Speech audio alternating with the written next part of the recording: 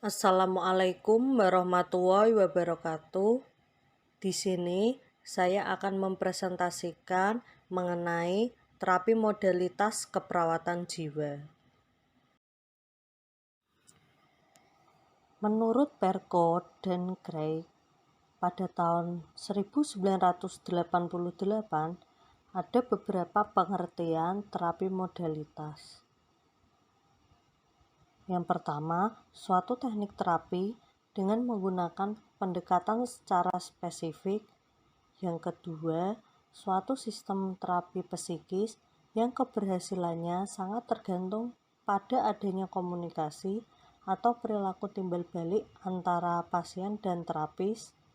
Yang ketiga, terapi yang diberikan dalam upaya mengubah perilaku maladaptif menjadi perilaku adaptif.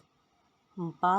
Sikap dan tekanan sosial dalam kelompok sangat penting dalam menunjang dan menghambat perilaku individu dalam kelompok sosial.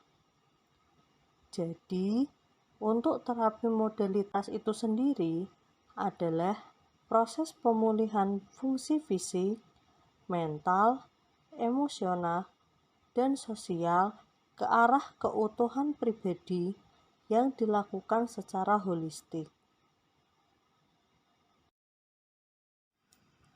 Prinsip pelaksanaan pada terapi modalitas yaitu perawat sebagai terapis berdasarkan potensi yang dimiliki pasien sebagai titik tolak terapi atau penyembuhan. Ada 3 dasar pemberian terapi modalitas dari asas psikodinamika dan psikososial, yaitu yang pertama, gangguan jiwa tidak merusak seluruh kepribadian atau perilaku manusia. Yang kedua, tingkah laku manusia selalu dapat diarahkan dan dibina ke arah kondisi yang mengandung reaksi atau respon yang baru. Yang ketiga, tingkah laku manusia selalu mengindahkan ada atau tidak adanya faktor-faktor yang sifatnya menumbuhkan tekanan sosial pada individu sehingga reaksi individu tersebut dapat diprediksi. Ada 8 jenis terapi modalitas. Yang pertama, terapi individual. Yang kedua, terapi lingkungan. Yang ketiga, terapi biologi. Yang keempat, terapi kognitif. Yang kelima, terapi keluarga. Yang keenam, terapi kelompok. Yang ketujuh, terapi perilaku. Yang kedelapan, terapi bermain. Terapi individual, hubungan terstruktur yang dijalin antara perawat dan klien untuk mengubah klien. Jadi, untuk mengubah klien harus memiliki hubungan terstruktur yang harus dijalani antara perawat dan klien, di mana untuk mengembangkan pendekatan unik penyelesaian konflik, meredakan penderitaan emosional, mengembangkan cara yang cocok untuk memenuhi kebutuhan. Terapi individual melalui 3 fase yang overlap. Yang pertama, fase orientasi. Pada fase orientasi, perawat membangun hubungan saling percaya dengan klien. Latar belakang klien didiskusikan dan isu diidentifikasi. Perawat dan klien merumuskan tujuan dan menentukan komponen praktik. Yang kedua, fase kerja. Pada fase kerja, klien eksplorasi diri, kemudian perawat bekerja dengan isi atau cerita dan proses dari perasaan yang berhubungan dengan penderitaan klien. Klien dibantu untuk mengembangkan pengetahuan tentang diri dan didorong menghadapi resiko, mengubah perilaku, yang disfungsional. Yang ketiga, fase terminasi. Pada fase terminasi, setelah kedua pihak menyetujui bahwa masalah yang mengawali terjalinnya hubungan telah mereda dan lebih terkendali, klien merasa lebih baik dan melaporkan peningkatan fungsi pribadi, sosial, atau pekerjaan, dan tujuan terapi telah tercapai. Terapi lingkungan. Perawat menggunakan semua lingkungan rumah sakit dalam arti terapeutik. Perawat memberi kesempatan tumbuh dan berubah perilaku dengan memfokuskan pada nilai terapeutik dalam aktivitas dan interaksi. Tujuannya adalah untuk memampukan klien dapat hidup di luar lembaga yang diciptakan melalui belajar kompetensi yang diperlukan untuk beralih ke rumah sakit ke komunitas. Di mana contohnya seperti memberi kesempatan dukungan, pengertian, berkembang sebagai pribadi yang bertanggung jawab. Terapi biologis didasarkan pada model medikal yang memandang gangguan jiwa sebagai penyakit, perilaku abnormal akibat penyakit atau organisme, dan akibat dari perubahan biokimia. Jenis dari terapi biologis ada medikasi psikoaktif, intervensi nutrisi, fototerapi, ECT, dan bedah otak. Pada tekanan dari terapi biologis, ada pengkajian spesifik dan pengelompokan gejala dalam sindroma spesifik. Terapi kognitif. Strategi memodifikasi keyakinan dan sikap yang mempengaruhi perasaan dan perilaku klien.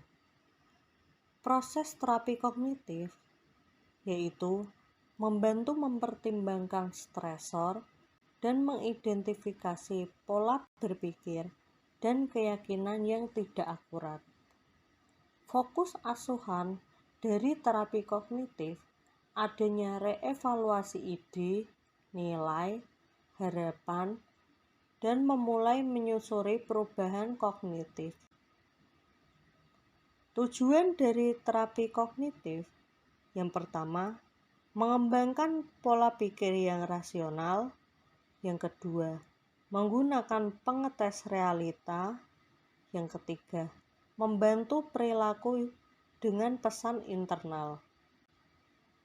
Intervensi dari terapi kognitif yang pertama, mengajar substitusi pikiran. Yang kedua, penyelesaian masalah. Yang ketiga, memodifikasi percakapan diri negatif. Terapi keluarga. Seluruh keluarga disertakan sebagai unit penanganan.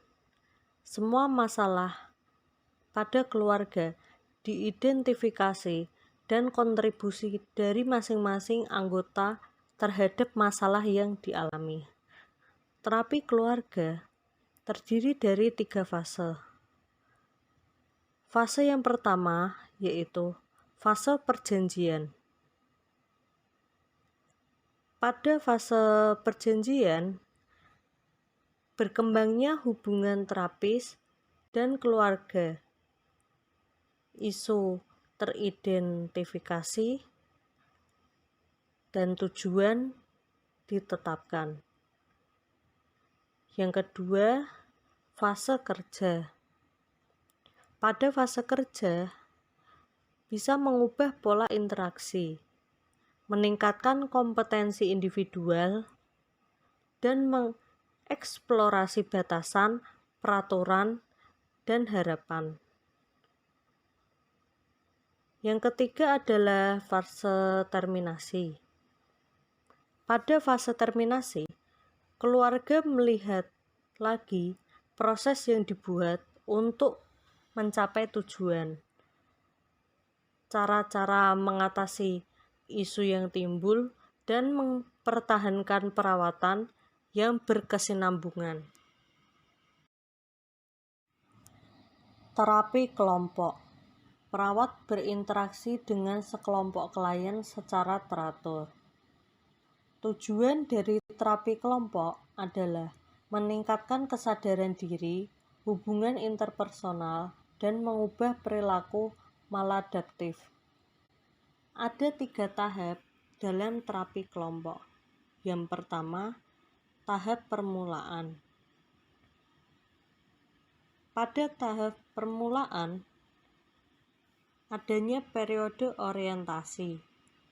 Klien diorientasikan pada apa yang diperlukan dalam interaksi.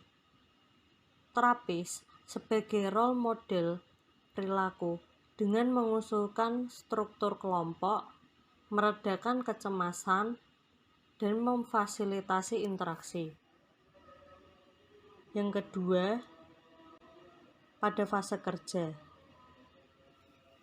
Pada fase kerja, terapis membantu eksplorasi isu, memfokuskan pada kondisi sekarang,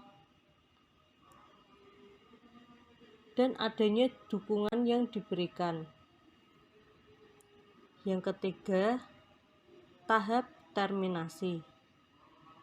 Pada tahap terminasi, kelompok dihubungkan dan dilibatkan dalam hubungan interpersonal, memberikan umpan balik, dukungan, dan toleransi terhadap perbedaan. Kemudian didorong untuk menyelesaikan masalah. Macam-macam terapi kelompok. Yang pertama, terapi kelompok. Fokusnya menjadi self-awareness, peningkatan hubungan interpersonal, dan membuat perubahan. Yang kedua ada kelompok terapeutik yang bertujuan untuk mencegah masalah kesehatan, mendidik dan mengembangkan potensi anggota kelompok, dan meningkatkan kualitas kelompok. Terapi perilaku. Premis yaitu perilaku dipelajari, perilaku sehat dapat dipelajari dan disubstitusi dari perilaku yang tidak sehat. Ada beberapa teknik dasar dalam terapi perilaku. Yang pertama, role model. Pada role model, perawat memberi contoh pada perilaku adaptif. Klien dapat mempelajari melalui praktik dan meniru. Pada role model sering digunakan dengan conditioning dan desensitisasi. Yang kedua, conditioning operan. Conditioning operan bisa disebut juga sebagai penguatan positif. Terapis memberi penghargaan kepada klien untuk perubahan perilaku yang positif. Klien akan berubah perilaku seiring dengan penghargaan dan umpan balik positif terhadap perilaku. Perilaku akan dipertahankan dan ditingkatkan. Yang ketiga, desensitisasi sistematis. Itu digunakan untuk klien fobia. Klien diperkenalkan pada stimulus yang menimbulkan fobia, sementara klien dalam keadaan rileks. Stimulus ditingkatkan sementara dan klien mengatasi rasa kecemasan dan ketakutan yang sedang timbul dalam diri klien. Yang keempat, pengendalian diri. Klien dilatih belajar mengubah kata-kata negatif sampai dapat mengendalikan diri. Hasilnya, adanya penurunan tingkat distres pada klien. Yang kelima, terapi aversi. Dalam penguatan negatif, perilaku abnormal dirusak dengan pengalaman ketidaknyamanan, dan klien belajar untuk tidak mengulang perilaku demi menghindari konsekuensi negatif pada perilaku.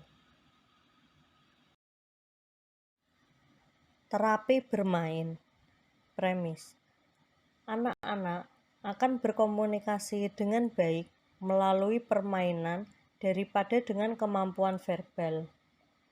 Perawat dapat mengkaji tingkat perkembangan, status emosional, hipotesa diagnostik, dan intervensi terapeutik. Prinsip terapi bermain yang pertama, terapis membina hubungan yang hangat. Yang kedua, merefleksikan perasaan anak. Yang ketiga, mempercayai anak dapat menyelesaikan masalah dengan baik. Yang keempat, interpretasi dari perilaku anak. Indikasi dari terapi bermain yang pertama, anak depresi. Yang kedua, anak cemas. Yang ketiga, anak abuse. Yang keempat, dewasa dengan stres pasca trauma, dengan gangguan identitas disosiatif maupun abuse. Sekian yang dapat saya presentasikan. Assalamualaikum warahmatullahi wabarakatuh.